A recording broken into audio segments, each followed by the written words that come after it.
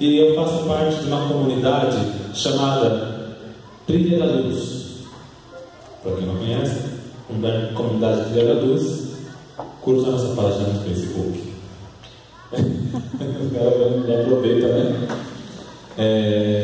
Eu junto com o Daniel já veio pregar aqui, né? Nós fundamos essa comunidade há um tempo. Ela tem já caminhado de mais de 15 anos, mas a comunidade tem como comunidade mesmo já uns 4 anos. E estou na fila direto da igreja, para que vocês saibam quem é que vos fala, né? Eu estou há 19 anos, filho direto da igreja. Dentro desses 19 anos, nem todo o tempo eu era da renovação carismática. De renovação carismática eu tenho 13 anos.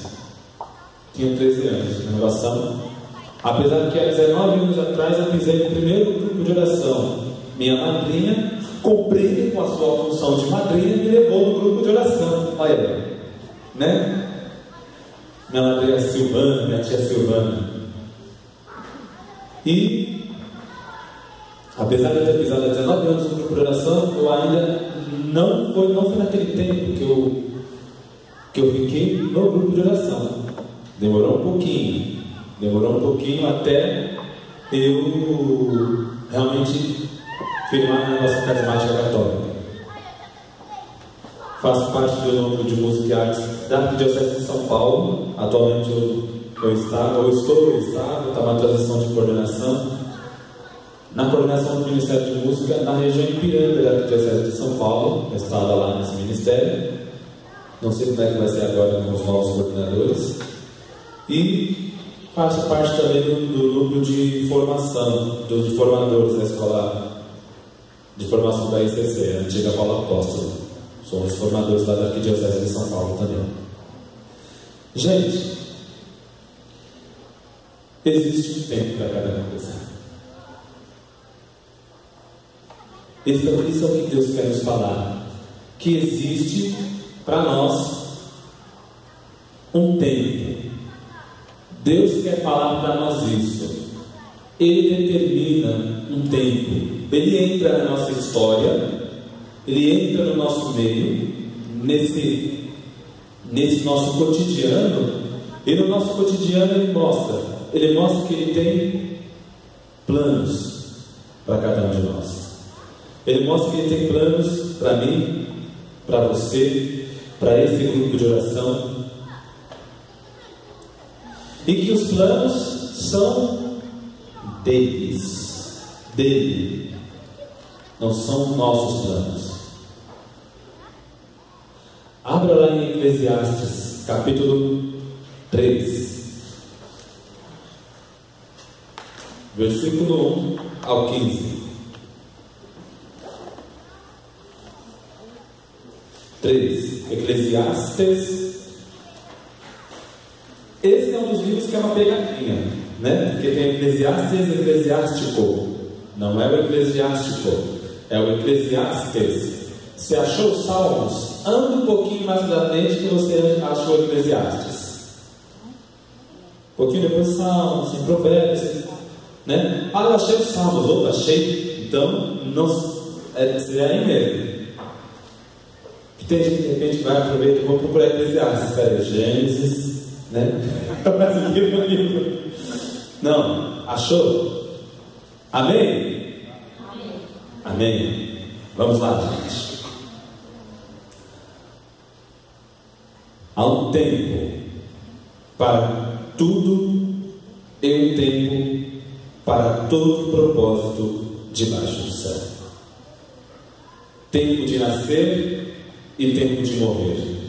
Tempo de plantar e tempo de arrancar a planta. Tempo de matar e tempo de curar. Tempo de destruir e tempo de construir. Tempo de chorar e tempo de rir. Tempo de gemer e tempo de bailar. Tempo de atirar pedras e tempo de recolher pedras. Tempo de abraçar e tempo de separar. 6, versículo 6. Tempo de buscar e tempo de perder. tempo de guardar e tempo de jogar fora, tempo de rasgar e tempo de costurar, tempo de calar e tempo de falar, tempo de amar e tempo de odiar, tempo de guerra e tempo de paz. Versículo 9: que proveito o trabalhador tira da sua fadiga? Observa a tarefa que Deus deu aos homens para que dela se ocupem. Tudo o que ele fez é apropriado ao seu tempo. Também colocou no coração do homem o conjunto do tempo, colocou integridade no coração do homem, sem que o homem possa atinar com a obra que Deus realiza desde o princípio até o fim. Eu compreendi que não há felicidade para o homem a não ser no prazer e no bem-estar durante sua vida, e que o homem coma e beba, desfrutando do produto de todo o seu trabalho, é dom de Deus. Compreendi que tudo que Deus faz é para sempre. A isso nada se pode apresentar, e disso nada se pode tirar. Deus assim faz para que o temam. O que existe já havia existido, o que existirá já existe, e Deus procura o que desapareceu, procura o que fugiu. Amém. Há um tempo para cada coisa. Quando eu estava pensando nisso agora, aqui durante a oração, estava lembrando da minha própria história e como foram acontecendo coisas no decorrer da minha história, do meu tempo. Quando eu fui vendo Deus colocando o seu kairós, o seu tempo de graça dentro da minha história. Na época eu enxergava isso? É claro que não. Se eu sou besta agora, antigamente eu era mais besta ainda. Que uma coisa que eu sou besta, gente, pelo amor de Deus, cara besta, viu?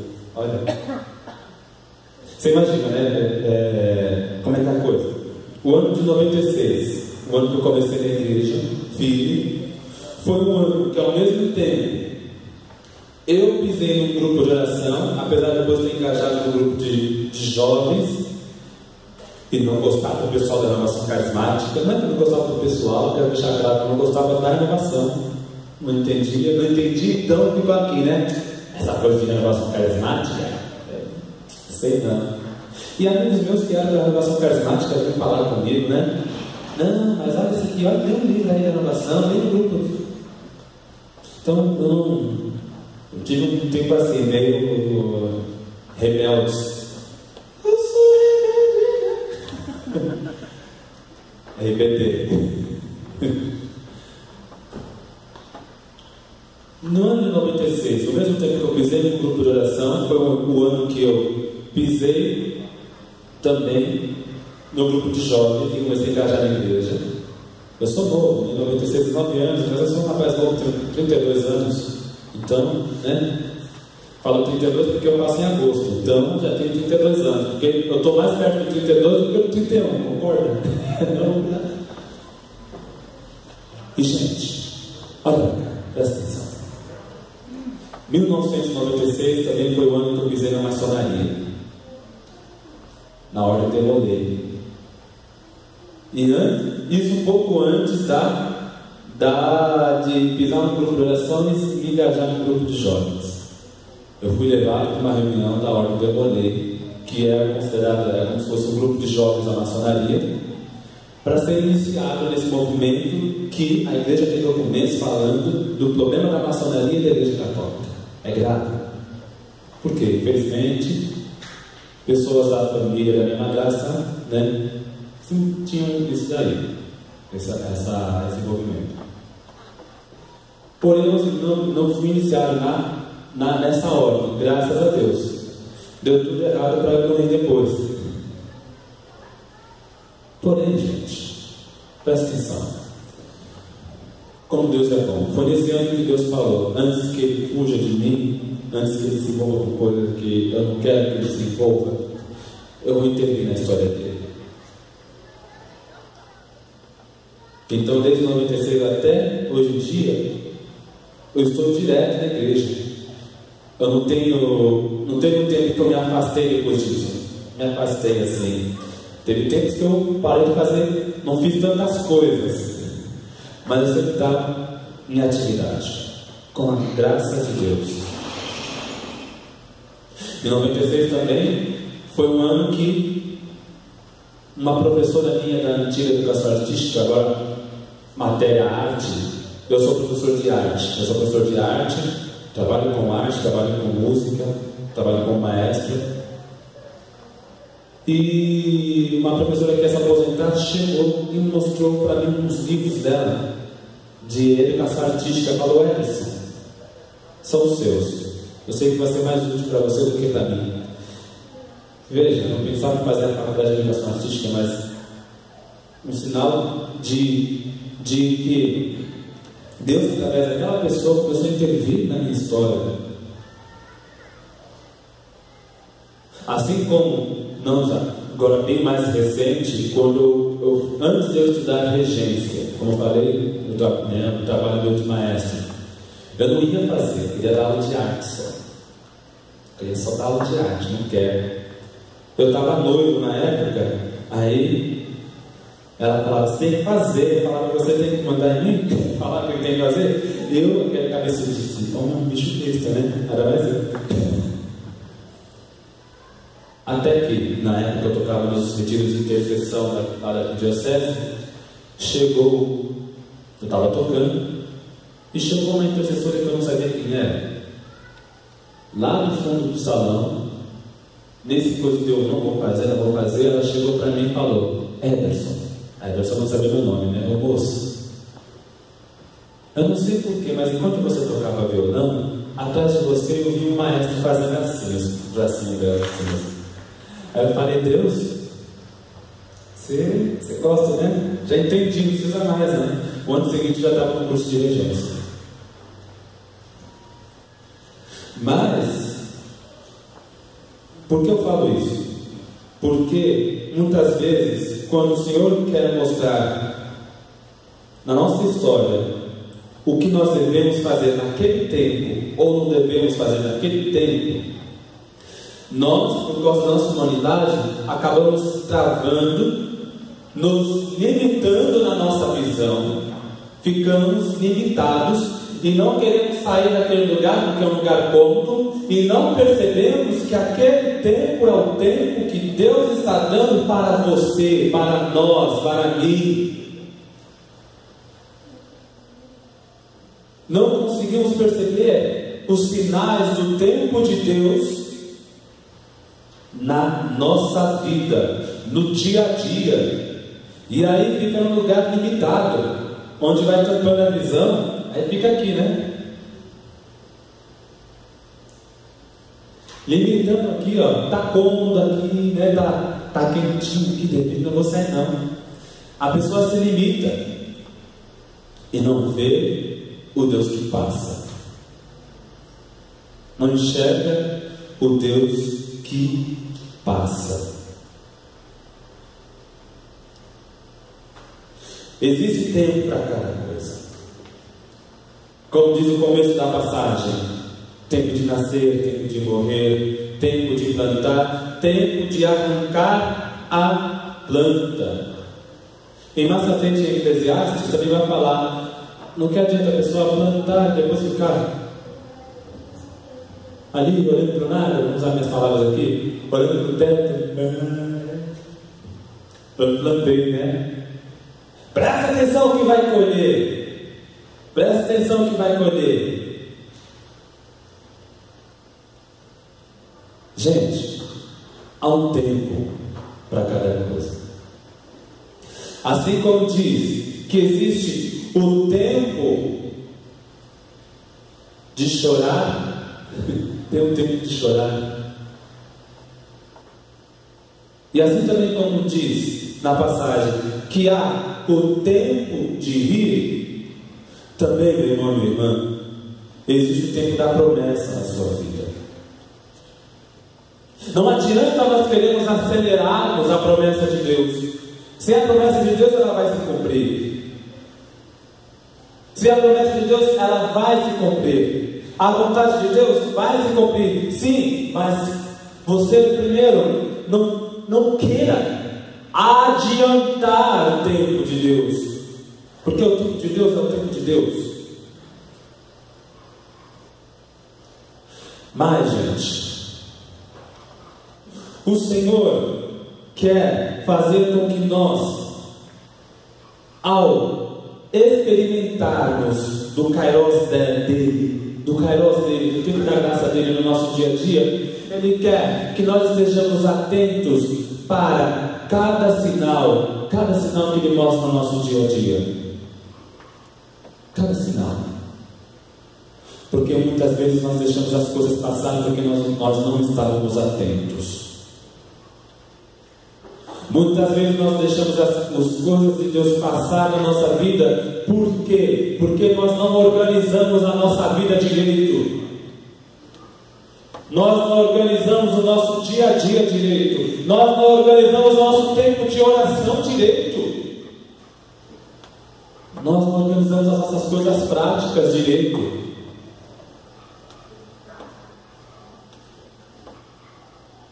Como é que eu vou ter sensibilidade para ver o tempo de Deus?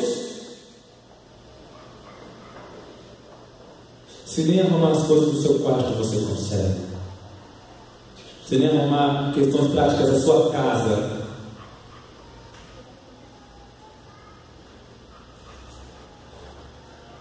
Perceber as coisas de Deus no dia a dia passa por uma administração da nossa vida inteira. É prático.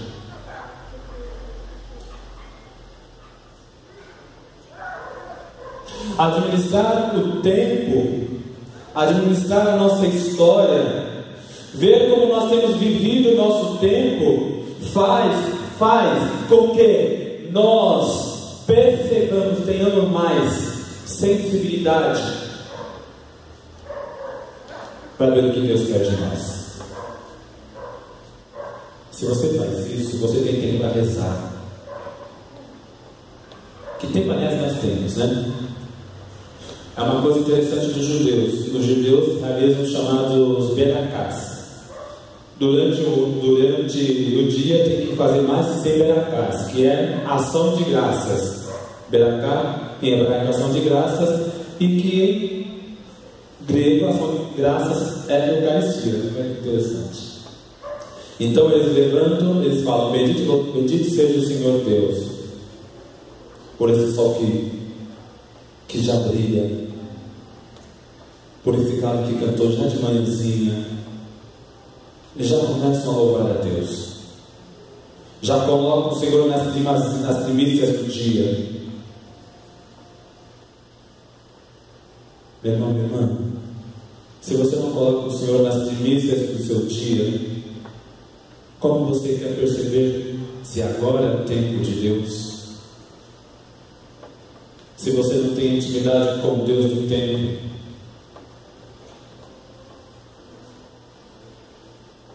me desculpa, o que você tem feito do seu tempo? O que você tem feito da sua vida? Será que a sua vida tem sido um exercício constante para ouvir os sinais de Deus no tempo? Ou será que a sua vida tem sido uma perca de tempo por causa dos WhatsApps da vida, das redes sociais, por causa de uma enxurrada de coisas que o mundo nos coloca goela abaixo? Porque infelizmente hoje nós vivemos no mundo do imediatismo. É tudo para ontem. Mas o tempo de Deus não é assim. Não é assim, você não vai chegar para Deus. Gente, o que você tem feito do seu tempo? Como você tem vivido? Eu convido a você agora a fazer uma reflexão na sua vida. Quer perceber o tempo de Deus? Quer ser sensível e se perceber qual é o tempo de Deus? Reflita.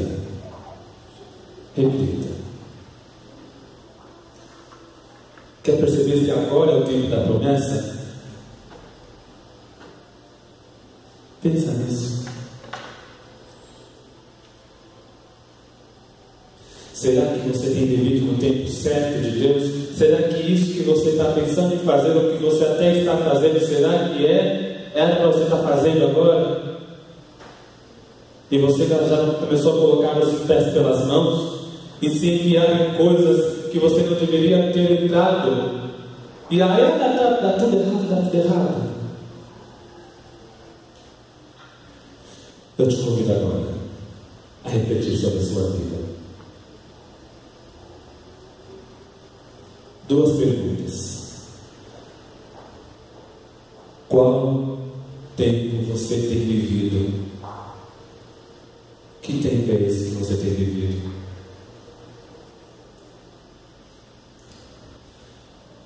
Entra no seu ser, irmão.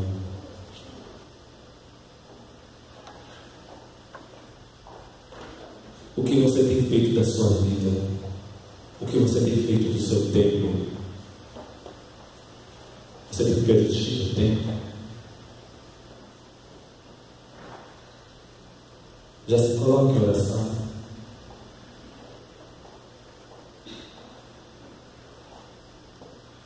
O que tem te roubado da presença do Senhor? O teu tempo. O que tem te distraído?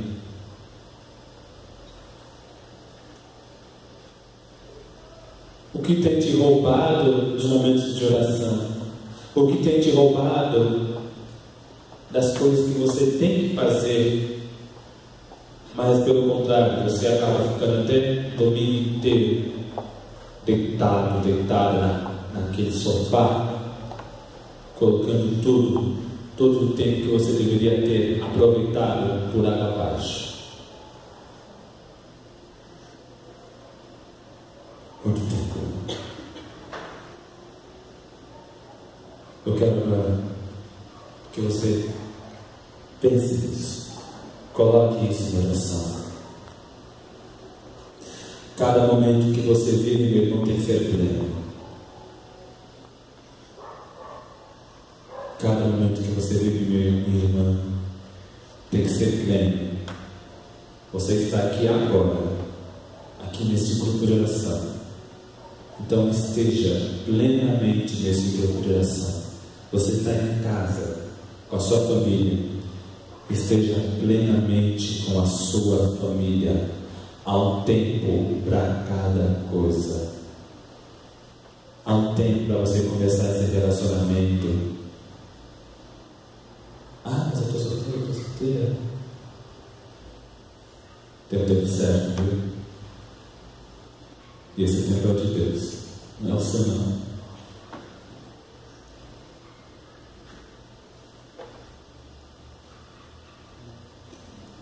Que o Espírito Santo agora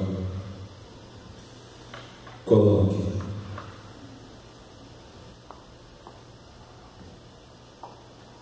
no seu coração, traga à mente tudo aquilo que você precisa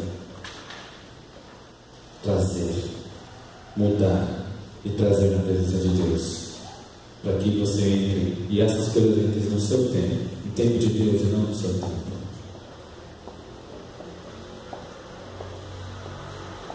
Peça ao Espírito Santo. Você pode fazer com suas próprias palavras. Espírito Santo, vem sobre o meu tempo, para que meu tempo seja agora o teu tempo. Espírito Santo, renova, para que meu tempo seja o seu tempo.